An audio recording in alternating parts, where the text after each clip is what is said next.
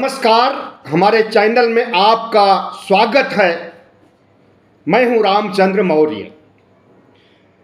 साथियों, दिल्ली में जिस बात की आशंका थी वही हो रहा है। आम आदमी पार्टी को खत्म करने के लिए प्रधानमंत्री नरेंद्र मोदी और गृह मंत्री अमित शाह ने लगता है कि सीबीआई, ईडी, आईटी को सुपारी दे दिया है। आज पटेल नगर क्षेत्र के विधायक राजकुमार आनंद, जो कि दिल्ली सरकार में मंत्री भी हैं, इन्होंने इस्तीफा दे दिया।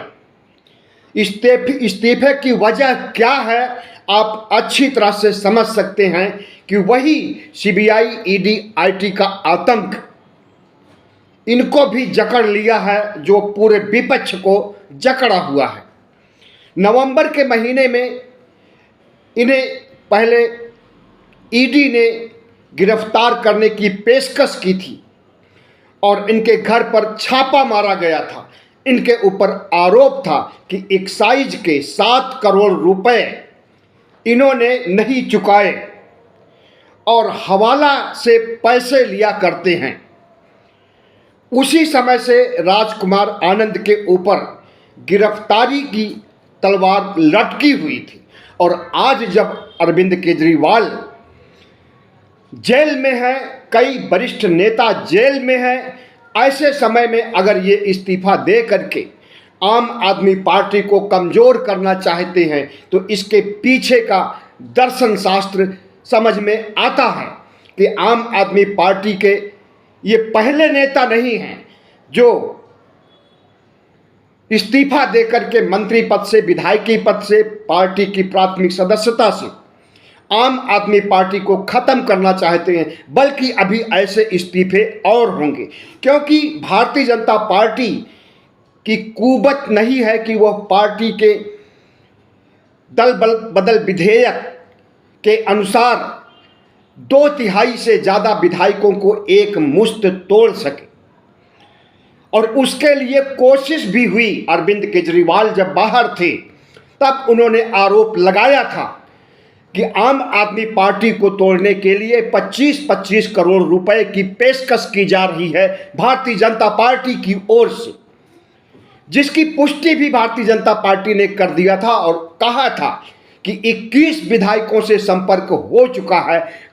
अरविंद केजरीवाल ने नकार दिया था और बोला कि 7 विधायकों से बात हुई है और उन विधायकों ने भी 25-25 करोड़ लेने और आम आदमी पार्टी को खत्म करने से इनकार कर दिया था। तो जिन लोगों ने इनकार किया था अब उन्हें एक एक करके तोड़ा जा रहा है और एक एक करके पूरी पार्टी को खत्म करने के लिए प्रधानमंत्री नरेंद्र मोदी और गृह मंत्री शाह ने लगता है कि कसम खा ली है। राजकुमार आनंद एक ऐसे नेता हैं जो सुरक्षित सीट से जीत करके आए हैं। पटेल नगर की सीट सुरक्षित है, वहाँ से दलित समाज के लोग ही चुनाव लड़ सकते हैं और राजकुमार आनंद भी दलित हैं, बुद्धिस्ट हैं, अपने को अम्बेडकरवादी भी कहते हैं।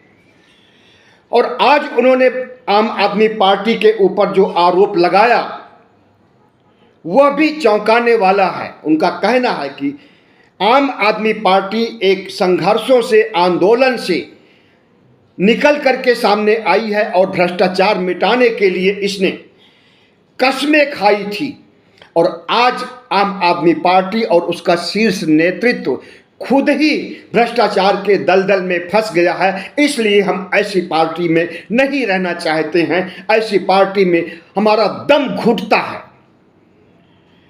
तो राजकुमार आनंद ने जो कुछ कहा ये सब लिखी हुई स्क्रिप्ट थी भारतीय जनता पार्टी की और उसे पढ़ने का काम किया है। अपने से उन्होंने कुछ भी नहीं कहा होगा। आम आदमी पार्टी को दल बदल विधेयक कानून के तहत नहीं तोड़ा जा सकता है और 2/3 विधायकों को एक मुश्त न तोड़ पाने की स्थिति में प्रधानमंत्री नरेंद्र मोदी ने शॉर्टकट फार्मूला यही अपनाया कि एक एक करके विधायकों को ईडी से डरवा करके उनका इस्तीफा ले लिया जाए और पूरे मंत्रिमंडल को खत्म कर दिया जाए। उसी की कड़ी की शुरुआत आज से हुई है। अब देखिए आम आदमी पार्टी का अगला कौन सा मंत्री इस्तीफा देता है।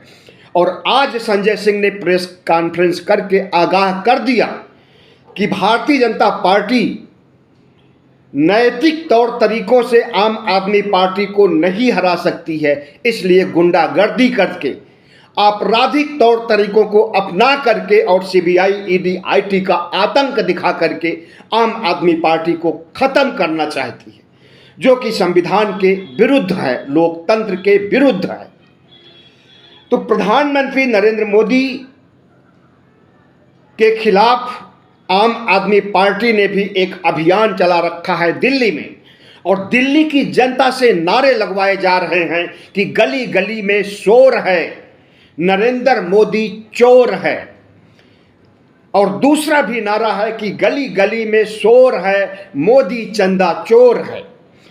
और इन नारों की जितनी सफलता देखने को मिल रही है, जिस तरह से दिल्ली के लोग खफा हैं, जिस तरह से प्रधानमंत्री नरेंद्र मोदी के प्रति गलत शब्दों का या यूं कहें कि गालियों का इस्तेमाल कर रहे हैं, उससे यही अंदाजा लगाया जा सकता है कि भारतीय जनता पार्टी दिल्ली में बैकफुट पर आ गई है। और 2014-2019 में उसने 7 सीटें लोकसभा सीटों पर कब्जा कर लिया था। और जिस तरह से दिल्ली की जनता आज रूठी हुई है, अरविंद केजरीवाल की गिरफ्तारी से, संजय सिंह की गिरफ्तारी से, मनीष सिसोदिया, सत्येंद्र जैन की गिरफ्तारी से और गिरफ्तारी की तलवार लटक रही अन्य नेताओं की वजह से आम आदमी पार्टी के प्रति हमदर्दी उत्पन्न हो गई है। पूरी दिल्ली में दिल्ली के 200 करोड़ लोगों की सहानुभूति मिल रही है। अरविंद केजरीवाल के लिए बहुत से जगहों पर यज्ञ हवन किए जा रहे हैं दिल्ली में कि वो छूट करके कब आएं और कब फिर से दिल्ली का कायाकल्प करें। दिल्ली के लोग नमक हलाल नहीं है, नमक हराम नहीं है, नमक को अदा करना जानते हैं। और उसी कड़ी में अगर भारतीय जनता पार्टी को एक भी सीट न मिले तो कोई आश्चर्य नहीं होना चाहिए। जिस तरह से आज दिल्ली की जनता खफा है नरेंद्र मोदी से, खुद गोदी मीडिया का सर्वे चीख चीख करके कह रहा है कि अरविंद केजरीवाल जब जेल से बाहर आएंगे तो और ज्यादा मजबूत होकर के आएंगे। दिल्ली के लोगों से सवाल किया गया कि क्या आम आदमी पार्टी को जेल में आम आदमी पार्टी के प्रमुख अरविंद केजरीवाल को जेल में जाने का फायदा मिलेगा, तो दिल्ली की जनता कह रही है बिल्कुल मिलेगा। और लगभग 70% जनता ऐसा कह रही है कि अरविंद केजरीवाल का कद और ज़्यादा बड़ा हो जाएगा नरेंद्र मोदी की अपेक्षा दिल्ली में। इतना ही नहीं बल्कि इंडिया गठबंधन की जीत की बातें भी दिल्ली के लोग कह रहे हैं कि जिस तरह से आतंक मचाए हुए हैं नरेंद्र मोदी इंडिया गठबंधन के तमाम दलों पर, उसकी वजह से न सिर्फ दिल्ली ही परेशान है, हताश है, निराश है, बल्कि पूरा देश नरेंद्र मोदी के खिलाफ है। चाहे वो बंगाल हो, चाहे वो बिहार हो, चाहे वो झारखंड हो, चाहे वो गुजरात हो, चाहे वो राजस्थान हो, हर राज्यों के लोग खफा हैं। और इन हर राज्यों से जो सूचनाएं आ रही है, वहां से यही सूचना आ रही है कि हर राज्यों में भारतीय जनता पार्टी के खिलाफ कहीं क्षत्रिय समुदाय खड़ा हो गया है, कहीं हिंदू समाज के लोग, सनातनी लोग खड़े हो गए हैं कि राम मंदिर का उद्घाटन गलत ढंग से किया गया, आधे अधूरे मंदिर का उद्घाटन, प्राण प्रतिष्ठा की गई, इसलिए हिंदू नाराज हैं। और जिस तरह से बेरोजगार नाराज हैं, किसान नाराज हैं, क्षत्रिय समाज के लोग नाराज हैं, दलित समाज के लोग नाराज हैं। इससे यही लगता है कि प्रधानमंत्री नरेंद्र मोदी का ये आखिरी चुनाव होगा और इसके बाद भारतीय जनता पार्टी भारत मुक्त हो जाएगी। और इस बात की तस्दीक न सिर्फ राहुल गांधी कर रहे हैं बल्कि आरएसएस कर रहा है। आरएसएस भारतीय जनता पार्टी की मात्र संस्था मानी जाती है। आरएसएस भारतीय जनता पार्टी का माँ बाप माना जाता है। और वही आरएसएस का जब अंदरूनी सर्वे बाहर निकल करके आया है तो पता चल रहा है कि इस बार भारतीय जनता पार्टी को लोकसभा चुनाव में 200 भी सीटें नहीं मिल रही हैं। और इसके लिए प्रधानमंत्री नरेंद्र मोदी जी तोड़ कोशिश कर रहे हैं, एड़ी से चोटी तक का प्रयास कर रहे हैं, लेकिन वे सफल होते नजर नहीं आ रहे हैं। 400 पार 370 पार की तो बात दूर, 272 सीटों तक नहीं पहुंच पा रहे हैं, जो कि जादुई आंकड़ा होता है सरकार बनाने के लिए। ऐसे में वह आतंक फैला करके पार्टियों को खत्म करने का मनसा बना चुके हैं और उसी क्रम में भारतीय जनता पार्टी के नेता आम आदमी पार्टी को खत्म करने और आम आदमी पार्टी को खत्म करने की सुपारी सीबीआई, ईडी, आईटी को दे चुके हैं। और एक समय सीमा निर्धारित कर दिया गया है कि अरविंद केजरीवाल के बाहर आने के पहले इनका पूरा मंत्रिमंडल एक एक करके इस्तीफा दे दे और आम आदमी पार्टी को खोखला कर दे, आम आदमी पार्टी का वजूद न बचने पाए।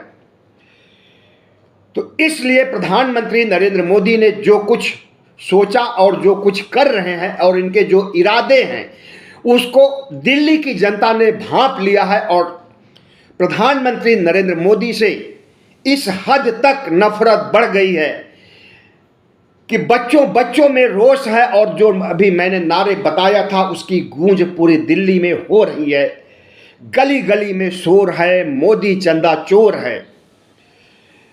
दूसरी तरफ आम आदमी पार्टी अपने कद को और बढ़ाने के लिए जनाधार को जनता के बीच सुनिश्चित करने के लिए घर घर जाकर के अपनी बातें कह रही है मतदाताओं से, डोर टू डोर प्रचार कर रही है। और प्रधानमंत्री नरेंद्र मोदी के गलत मंसूबों की जानकारी दिल्ली की आम आदमी पार्टी के कार्यकर्ता दिल्ली के लोगों तक पहुंचा रहे हैं। इसी से नरेंद्र मोदी बौखलाए हुए हैं और उन्हें लगता है कि अगर आम आदमी पार्टी को हम खत्म नहीं करेंगे तो एक बहुत बड़ी मुसीबत बन जाएगी। यहां तक कि इंडिया गठबंधन में अगर आम आदमी पार्टी को ठीक ठाक सीटें मिल जाती हैं, पंजाब से, दिल्ली से, गोवा से, गुजरात से, तो ऐसी स्थिति में इंडिया गठबंधन में कांग्रेस के बाद दूसरे नंबर पर आम आदमी पार्टी आ जाएगी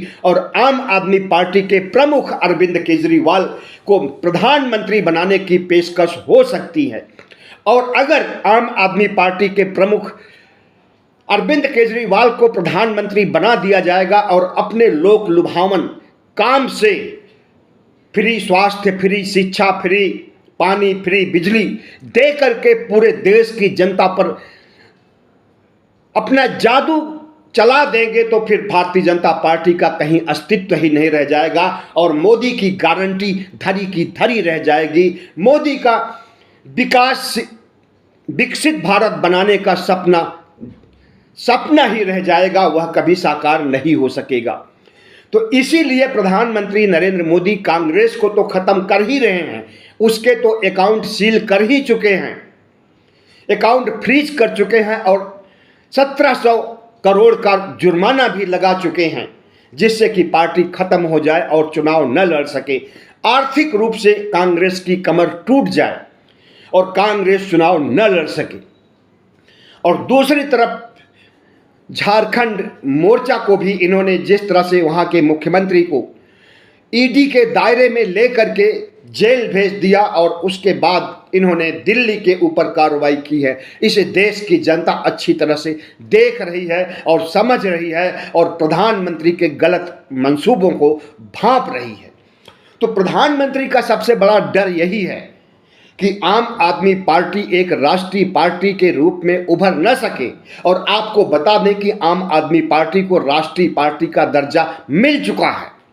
इसी से प्रधानमंत्री नरेंद्र मोदी के दिल दिमाग में हड़कंप मचा हुआ है कि आम आदमी पार्टी राष्ट्रीय स्तर की पार्टी लिखित तौर पर तो हो ही चुकी है और अगर व्यवहारिक तौर पर होती है और इंडिया गठबंधन में नंबर 2 पर भी आ जाती है तो यह उनके लिए बहुत बड़ी मुसीबत होगी। और अगर एक बार अरविंद केजरीवाल प्रधानमंत्री बन गया तो फिर दूसरी बार भारतीय जनता पार्टी और तीसरी बार भारतीय जनता पार्टी को जीतने का कोई अवसर ही नहीं मिलेगा।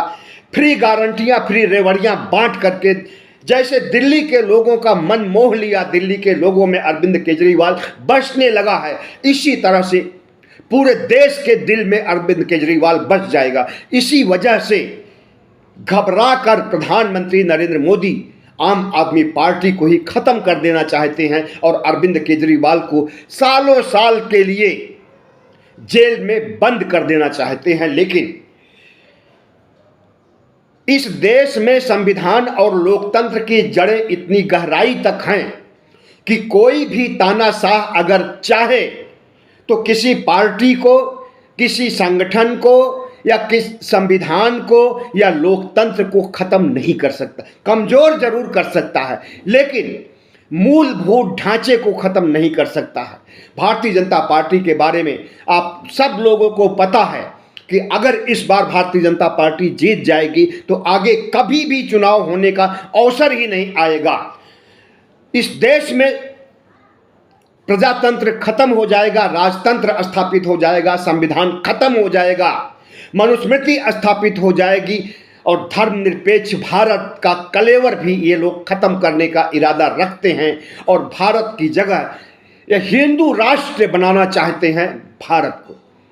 तो प्रधानमंत्री नरेंद्र मोदी आरएसएस के जो मंसूबे हैं, इनका जो एजेंडा है या यूं कहें कि गुप्त एजेंडा है, अब वो खुल करके सामने आ गया है और इन्हीं के नेताओं ने और प्रधानमंत्री नरेंद्र मोदी के सलाहकार ने अगर ऐसी बातें कहना शुरू कर दिया है कि 400 पार सीटें पाने पर हम संविधान बदल देंगे और इनके सलाहकार का कहना है कि अब यह संविधान बेईमानी हो गया है, अब यह संविधान अप्रासंगिक हो गया है, अब यह संविधान फिजूल का हो गया है, इसे बदलना चाहिए, तो आप इसका क्या अर्थ लगाते हैं?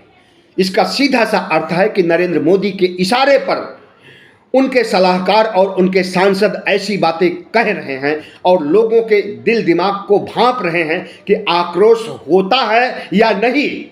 संविधान और लोकतंत्र पर संकट के समय पूरा देश में आग उबलनी चाहिए, ज्वालामुखी फटना चाहिए, जन आंदोलन होना चाहिए, लेकिन ऐसा कुछ भी नहीं हो रहा है। और यही सब समझने और परखने के लिए नरेंद्र मोदी ने अपने लोगों से संविधान के खिलाफ, लोकतंत्र के खिलाफ आवाज उठवा रहे हैं और कल वही आवाज इनकी आवाज हो जाएगी, पूरे आरएसएस और जितने भी भारतीय जनता पार्टी के नेता हैं उनकी आवाज हो जाएगी और फिर इस आवाज को दबा पाने की कुवत विपक्ष में नहीं होगी।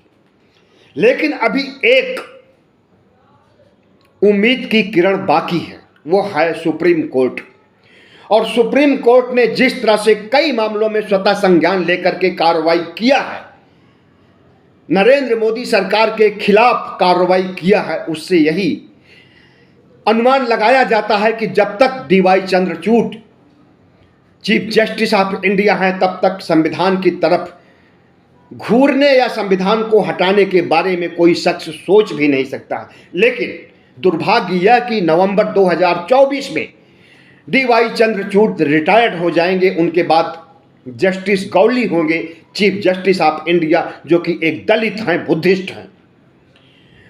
और ऐसे में देखिए कि उनका नज़रिया क्या होता है, उनका दृष्टिकोण क्या होता है। उम्मीद तो यही है कि संविधान को बचाने के लिए, लोकतंत्र को बचाने के लिए जस्टिस चंद्रचूड़ से कहीं ज़्यादा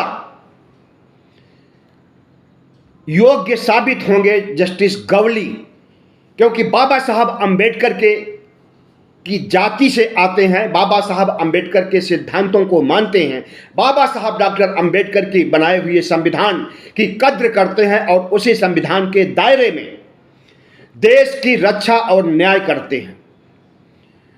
तो संवैधानिक अधिकारों का उपयोग करते हुए नरेंद्र मोदी के गलत मंसूबों को, आरएसएस के गलत मंसूबों को ध्वस्त किया जा सकता है और इनका हिंदू राष्ट्र बनाने का सपना चकनाचूर किया जा सकता है।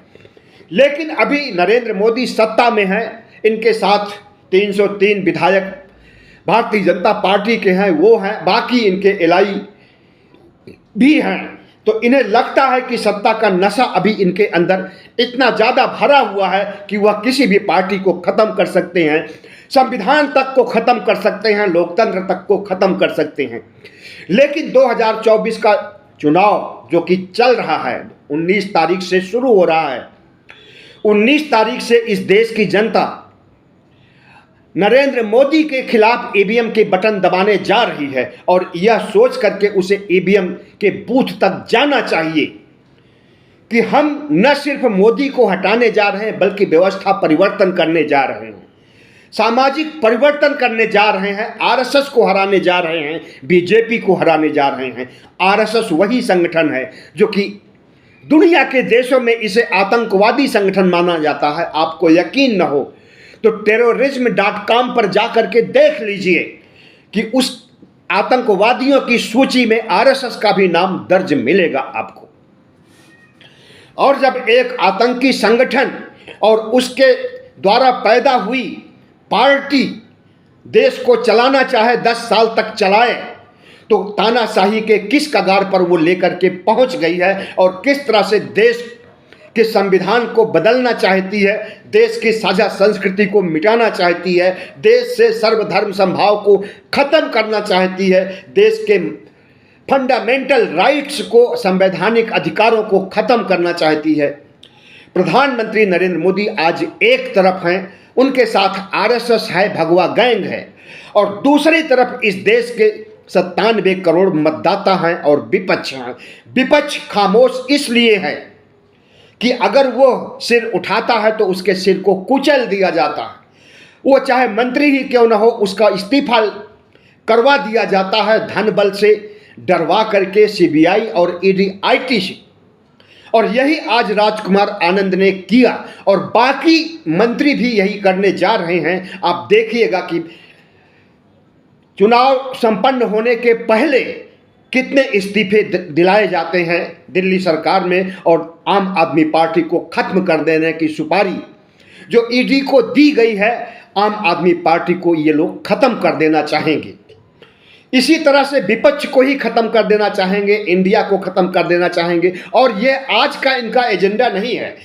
बिहार जाते हैं जेपी नड्डा तो वहाँ कहते हैं कि अब विपक्ष की जरूरत नहीं रह गई है, विपक्ष को खत्म कर देना चाहिए। और प्रधानमंत्री नरेंद्र मोदी 40-50 साल तक राज करेंगे। और यही बात अमित शाह भी बोल चुके हैं एक रैली में कि विपक्ष की जरूरत नहीं है, प्रधानमंत्री नरेंद्र मोदी 40-50 साल तक राज करेंगे। तो इनका अहंकार सर पर चढ़ करके बोल रहा है। और जिस तरह से ये चुनी हुई सरकार को गिरा रहे हैं, जिस तरह से चुनी हुई सरकार के मुख्यमंत्री को जेल में डाल रहे हैं, 2 मुख्यमंत्रियों को इन्होंने जेल में डाल रखा, तीसरे नंबर पर ममता भी आ सकती हैं और दूसरे मुख्यमंत्री भी आ सकते हैं। तो अगर इस देश की जनता मोदी के खिलाफ वोट दे करके इन्हें नहीं हराएगी तो इस देश का कलेवर बदलने वाला है और इस देश में अराजकता आने वाली है, मनुस्मृति युग आने वाला है और देश संविधान से मुक्त हो जाएगा। और जब संविधान से मुक्त हो जाएगा तो उस समय इस देश में वही 4000 साल पहले की नफरत, वही वर्ण व्यवस्था का दंश और वही गुलामी का दौर झेलना पड़ेगा। बहुत बहुत धन्यवाद। हमारे चैनल को सब्सक्राइब कीजिएगा, लाइक कीजिएगा और शेयर कीजिएगा।